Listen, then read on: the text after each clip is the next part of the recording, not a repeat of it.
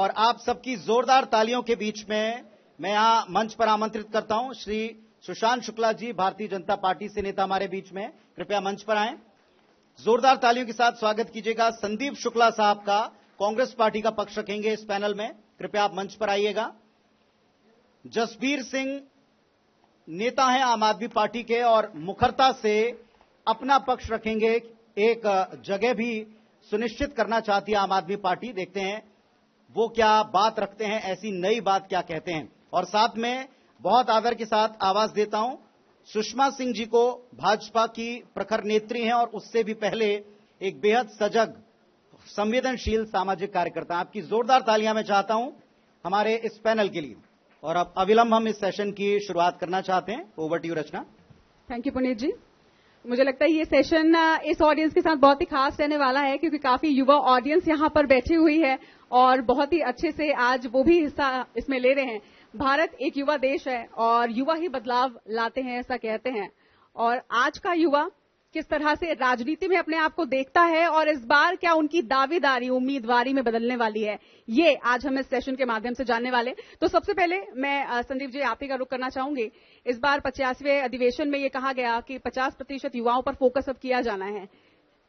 आपको लगता है कि ये अच्छा मौका है इस बार दावेदारी का और वो उम्मीदवारी में भी बदलेगी? सबसे पहले मैं आईबीसी चैनल के माध्यम से सभी दर्शकों को जय जोहार करना चाहता हूं। और जैसा कि आपने कहा कि कांग्रेस पार्टी के अधिवेशन में कहा गया कि 50% युवाओं को मौका दिया जाएगा, तो निश्चित रूप से जब अधिवेशन में घोषणा नहीं हुई थी उसके भी पहले भी युवाओं को मौका दिया जाता था। इस बार आधिकारिक रूप से कहा गया है कि युवाओं को मौका दिया जाएगा। और अगर आप युवा और युवकों की बात करें, युवाओं की बात करें, तो सबसे ज्यादा ग्लैमर, सबसे ज्यादा संख्या अगर युवाओं की कहीं दिखती है तो कांग्रेस पार्टी में दिखती है। इसका उदाहरण आपने कर्नाटक के चुनाव को भी देखा, हिमाचल के चुनाव को भी देखा और छत्तीसगढ़ के चुनाव में भी स्पष्ट सरकार जो बनी, ये कहीं न कहीं युवाओं के ही एक सोच का नतीजा था, उनकी मेहनत का ही परिणाम था। देखो, युवाओं की सोच का तो नतीजा रहता है, लेकिन जब बात टिकट की आती है उस वक्त कहीं ना कहीं अनुभव, एक्सपीरियंस चेहरे जो हैं वो बाजी मार ले जाते हैं। नहीं, मुझे कभी नहीं लगता कि युवाओं को उनकी प्रतिभा के आगे कभी दबाया गया हो या वो काबिल है उनको दबाया गया हो। कोई भी युवा अगर उसके अंदर काबिलियत है, उसके अंदर योग्यता है, तो उसको सदैव मौका कांग्रेस पार्टी देती है। और हमने तो युवा कांग्रेस में चुनाव के माध्यम से युवाओं को आगे लाने का प्रयास किया है, न कि भारतीय जनता पार्टी की तरह मनोनीत करने का। हम युवाओं को लोकतांत्रिक तरीके से आगे लाने का प्रयास करते हैं, जिसके कारण में वह व्यक्ति अपनी काबिलियत के आधार पर, अपनी योग्यता के आधार पर आगे युवाओं का नेतृत्व करता है। चलिए सुशांत जी, दावेदारी आप इस बार क्या करेंगे और दावेदारी करेंगे तो क्या वो उम्मीदवारी में बदलेंगे? भारतीय जनता पार्टी के कार्यकर्ता के रूप में सामाजिक जीवन के राजनीतिक कार्यकर्ता का, संगठन का कार्यकर्ता हूं और भारतीय जनता पार्टी में किसी एक वंशीय परिवार की चरण वंदना की विचारधारा नहीं चलती। राष्ट्र प्रथम के लक्ष्य को लेकर हम चलने वाले कार्यकर्ता हैं। टिकट पार्टी तय करेगी, संगठन तय करेगा। समाज के बीच में जाकर राष्ट्रवाद की अलग जगाने का लक्ष्य लेकर पार्टी के कार्यकर्ता के रूप में काम कर रहा हूं। आप पार्टी की अगर हम बात करते हैं जसबीर जी, तो आज आप पार्टी की तरफ से यहां पर हमारे साथ जुड़े हैं। अब बिल्कुल हम चुनाव के नजदीक हैं, ऐसे वक्त में सभी अपनी अपनी दावेदारी कर रहे हैं, सर्वे किए जा रहे हैं कि कौन से वो चेहरे हैं जो बिल्कुल जीत जाएंगे। ऐसे वक्त में आप पार्टी को इस वक्त छत्तीसगढ़ में कहां देखते हैं? हमने संकल्प लिया है कि जैसे दिल्ली और पंजाब में जो पुरानी पार्टियां हैं, जो लोग कोई काम नहीं कर रहे थे और 75 साल में अभी भी पीने के पानी का प्रॉब्लम है, शिक्षा, स्वास्थ्य, रोजगार का भी इनका इश्यू नहीं होता था, वो सारे ही चीजों को लेकर हम छत्तीसगढ़ में भी सरकार बनाएंगे 2023 में। क्या बात है, मतलब आपको लगता है कि यहाँ पर रोजगार का मुद्दा तो है, बेरोजगारी का मुद्दा तो है? हाँ, बहुत बड़ा मुद्दा है जी।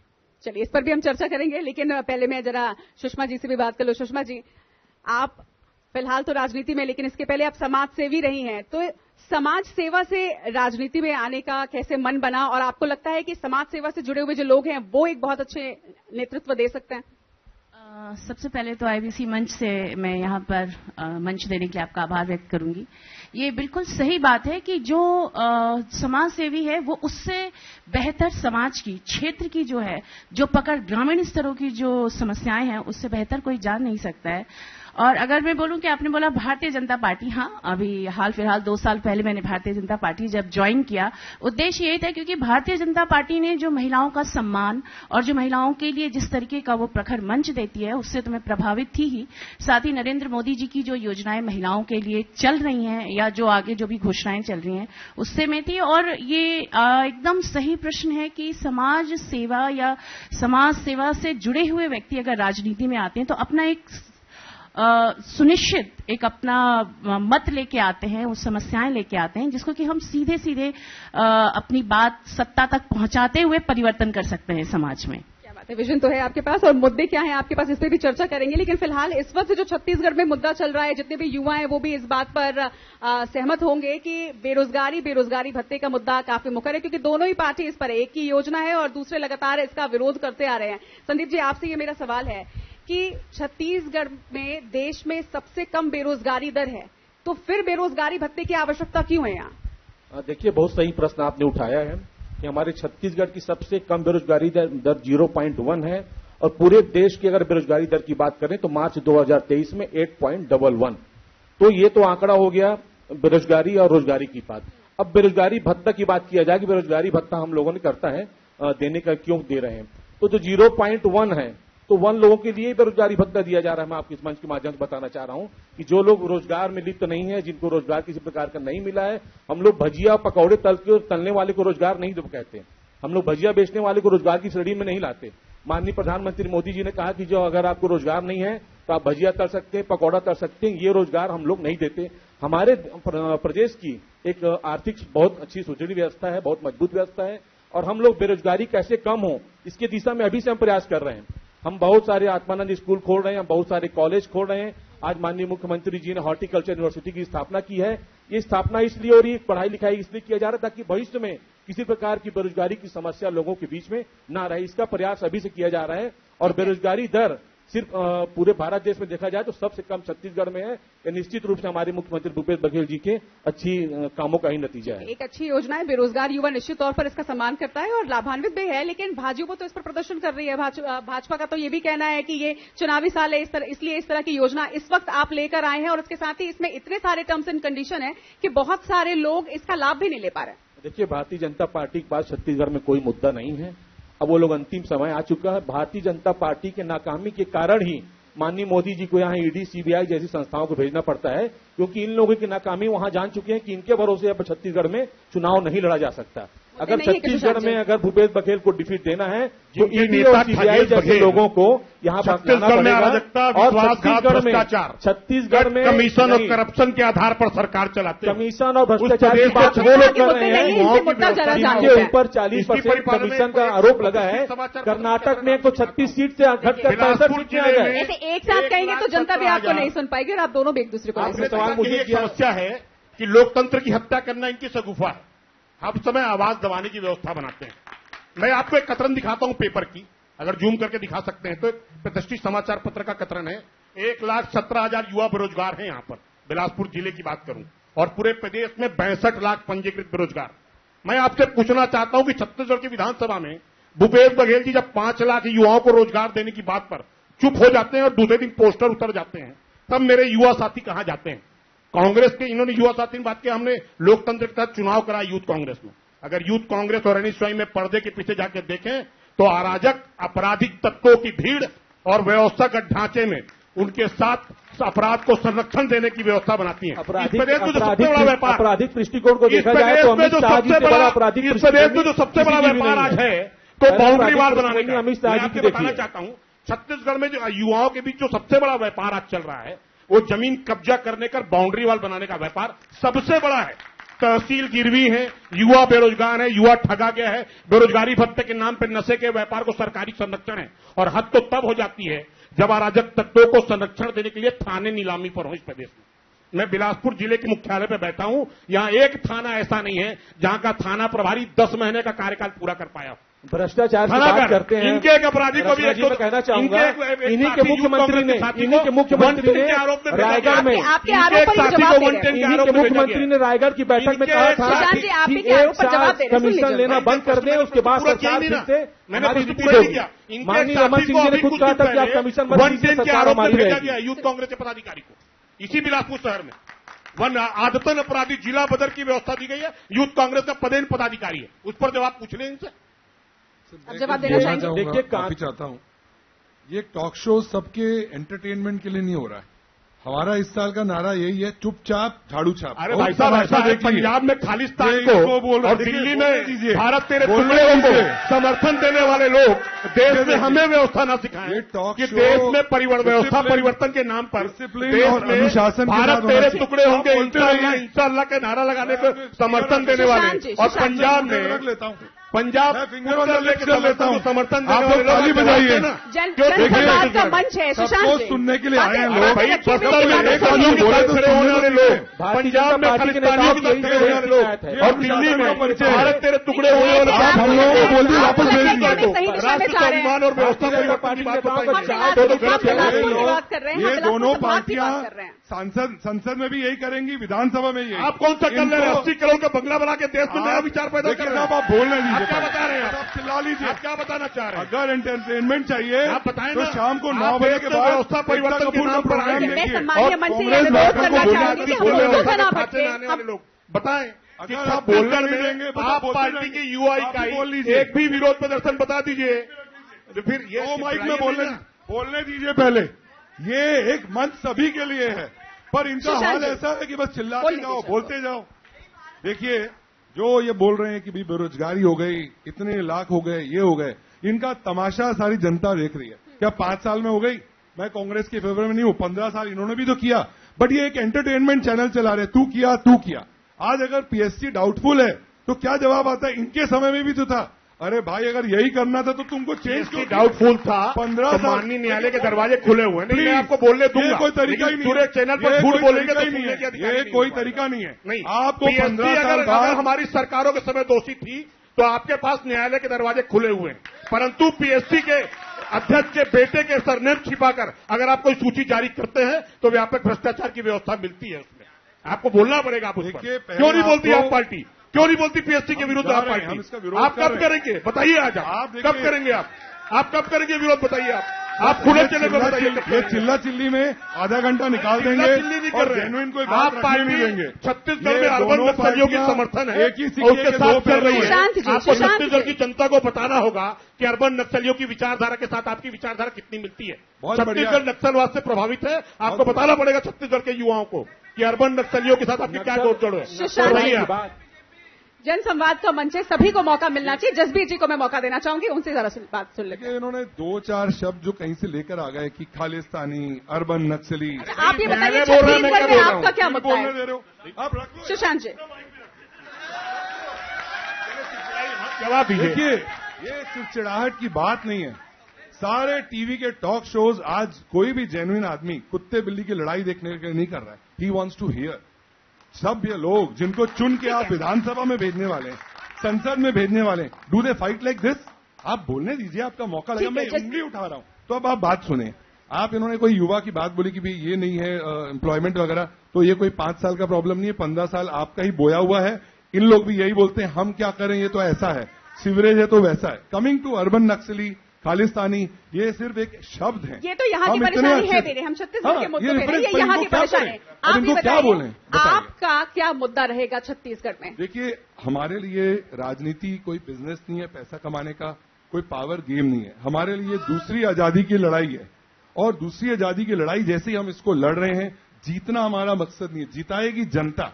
We are not special. हम एक्सपर्ट नहीं किसी की सरकार गिरा के, किसी के साथ साठ गांठ करके। हम बहुत क्लियरली बोल रहे हैं, जैसे दिल्ली और पंजाब में शिक्षा अच्छी की, स्वास्थ्य अच्छा किया, रोजगार दिया, 2500 पेंशन दिया, 1000 रुपए सम्मान राशि दी, we want to give it to you. जनता चुन के भेजेगी, वी विल सर्व देम। बस आपको लगता है कि दिल्ली मॉडल, पंजाब मॉडल यहाँ पे भी काम कर जाएगा? बिल्कुल करेगा। देखिए, यहां आम आदमी जब हम जाते हैं गांव में देखते हैं 350 रुपए पेंशन चिढ़ा रहे हैं ये लोग।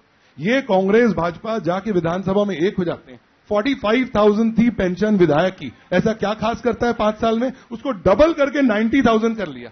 लोन हमारे छत्तीसगढ़ का 41,000 करोड़ में भाजपा ने दिया था, इन्होंने 92,000 करोड़ कर दिया। 51,000 का करोड़ कैसे लिया इतना सारा लोन? और वो लोन मेरे बच्चे, मेरे पोते, आप सबके बच्चे पोते पे करेंगे। हम भाजपा, कांग्रेस और आप में बटे रहे। तो ये होपलेस सरकार है, मैनेजमेंट बिल्कुल नहीं आता है, गुठान बोल के सिर्फ हमारे को फूल किया है। सबकी पोल खुल रही है एक एक करके। आज भाजपा बोल रही है कि सुषमा जी से भी बातचीत करेंगे।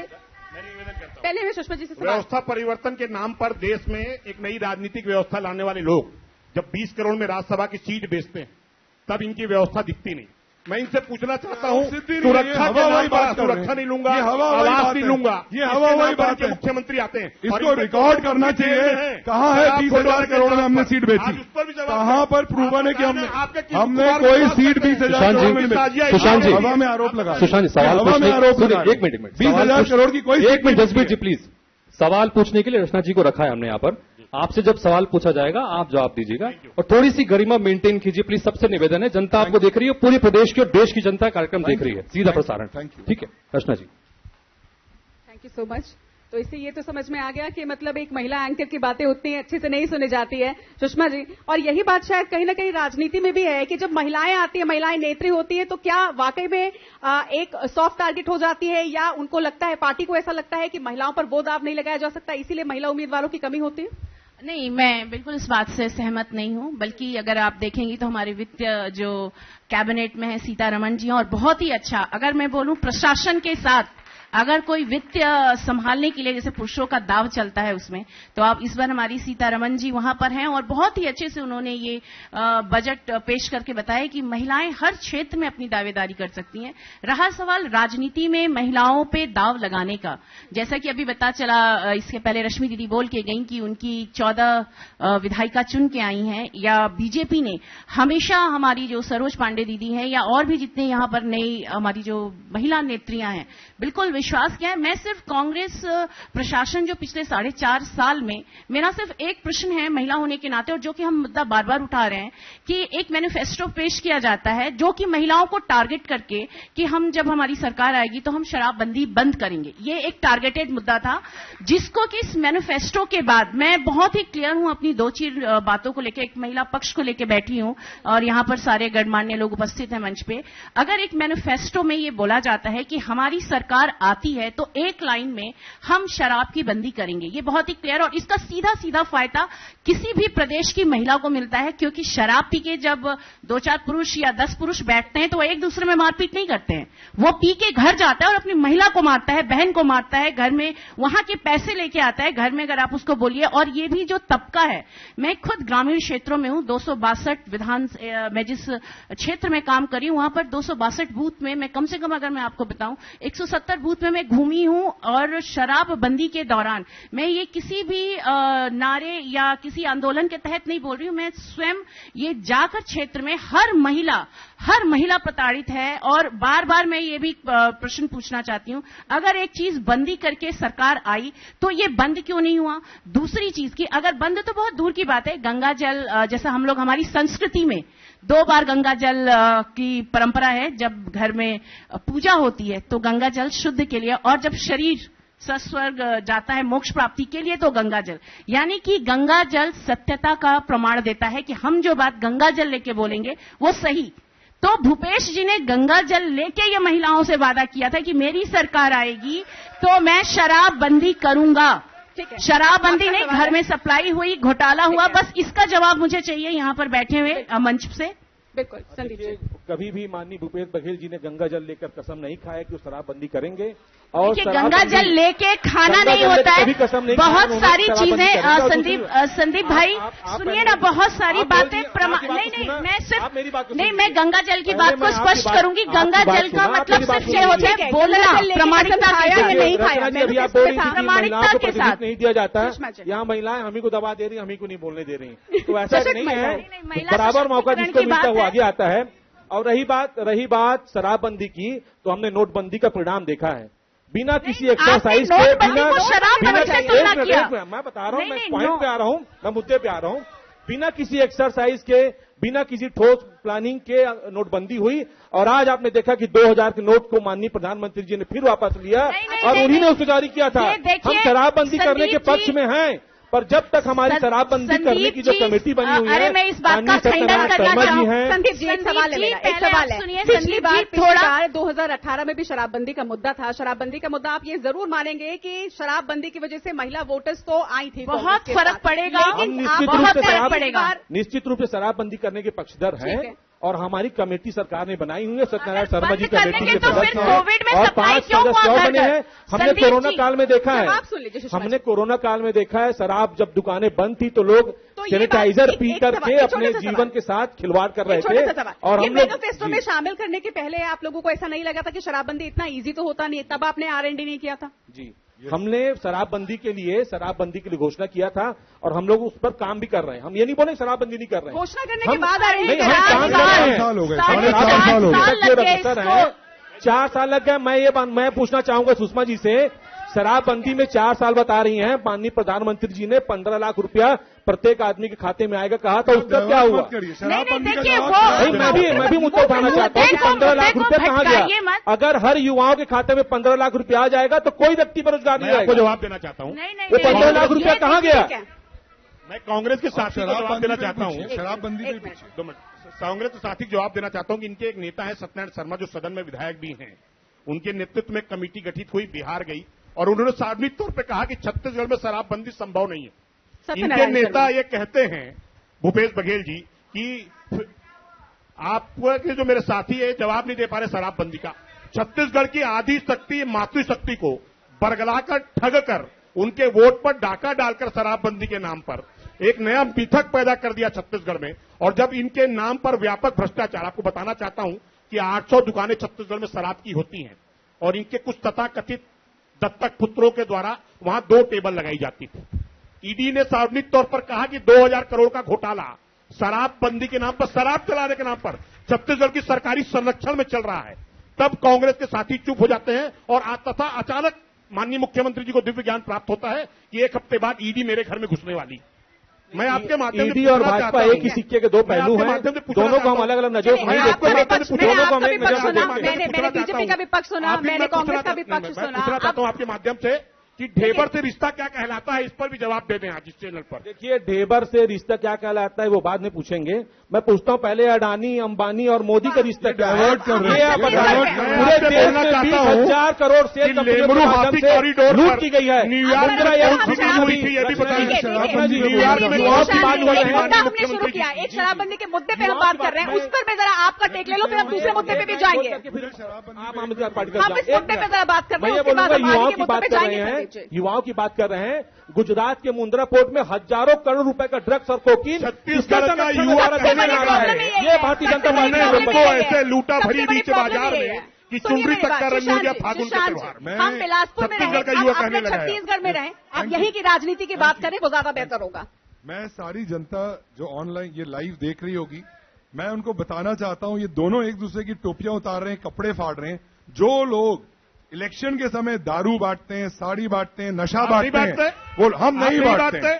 आम आदमी पार्टी अकेली पार्टी है। दिल्ली में शराब का आरोप लिया हुआ है। देखिए, जिसका आप जब बोल रहे थे मैं कुछ नहीं बोल रहा था। आप जब बोल रहे थे, आप जब बोल रहे थे, मैं चुप था। शराबबंदी पे अपना शराब घोटाले के नाम पर आप सार्वजनिक करें, जो आप सार्वजनिक करें, जो 75 साल से इस देश में दारू बांट के काम कर रहे हैं, वो शराबबंदी कभी नहीं करेंगे। वो शराबबंदी कभी नहीं करेंगे। ये एक ही थाली के चट्टे बट्टे हैं, सिर्फ फूल कर रहे हैं एक दूसरे को। मैं माननीय सिंह साहब को बताना चाहूंगा, इन्हीं के पार्टी के उप मुख्यमंत्री सिसोदिया जी शराब के मामले में जेल में बंद पड़े हुए हैं और ये दूसरों को बता रहे हैं कि शराबबंदी क्या होती है। युवाओं की बात करूंगा, मैं रोजगार की बात करूंगा। मैं छत्तीसगढ़ में रहता हूं, हमारे यहाँ विशेष पिछड़ी जनजातियां निवास करती हैं, उसमें बैगा है, धनुआर है, सौता है, मांझी है, उरांव है।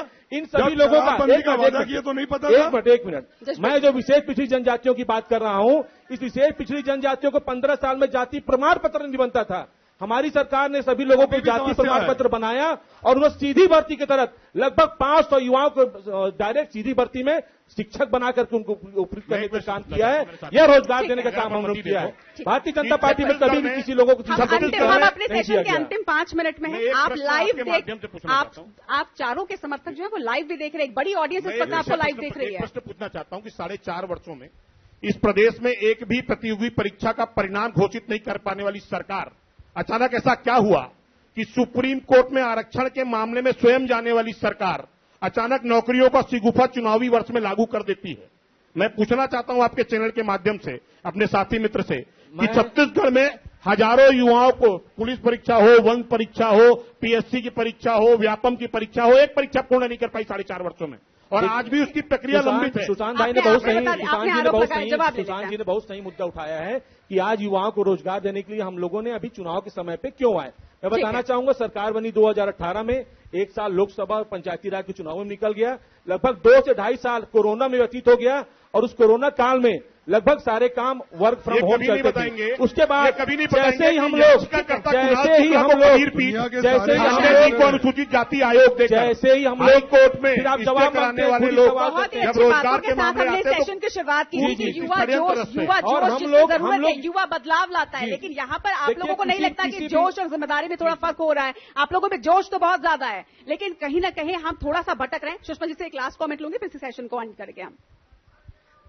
ये जो युवाओं की और महिलाओं की, मेरे 2 ही चीजों पर बहुत ही स्पष्ट ये अपनी बात है इस मंच से कि 2 चीजों पर हमें ध्यान रखना है कि जो महिलाओं के लिए और जो कांग्रेस गवर्नमेंट में जिस तरीके का खुलेआम जो कत्लेआम जैसे बताया, और अभी रतनपुर की जो अभी घटना हुई, एक महिला 2 महीने पहले अपने किसी शोषण के लिए एक थाने में जाती है और उसके ठीक 2 महीने बाद उसी परिवार के एक लड़के ने उस लड़की की मां के ऊपर ये एक भद्र या मैं बोल दूं एक यौनाचार का एक लगाया, और जिसको लेके थाने से तत्वरित किसी महिला के लिए कार्रवाई की गई। और भाजपा का ही पार्षद है। नहीं, मैं